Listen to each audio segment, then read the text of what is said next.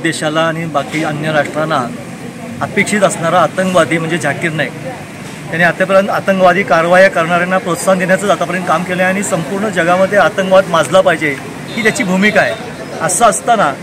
most wanted हा खरा म्हणजे देशद्रोही आणि आतंकवादी असताना सुद्धा मध्येच त्याने आता पुन्हा एकदा गरळ ओकण्याचं काम केलं आहे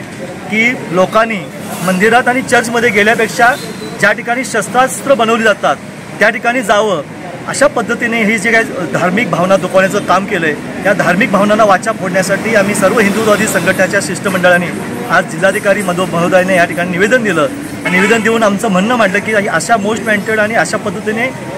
ज्या काही देशद्रोही कारवाई करण्याची किंवा अशा पद्धतीने धार्मिक भावना दुखवण्याची काही जी वाचा केली जाते त्याच्यावर कारवाई केली जावी ही मागणी केल्यानंतर जिल्हाधिकाऱ्यांनी आम्हाला आश्वासन असं दिलं आहे की ही तुमची जी भावना आहे, हे तुमचे विचार आहेत, हे वरच्या स्तरावर पोहोचवण्याचं आम्ही काम प्रामाणिकपणे ताबडतोब करतो असं त्यांनी आश्वासन दिलं आहे आणि आम्ही या ठिकाणी याचा पाठपुरावा करण्याचं सर्वांनी ठरवून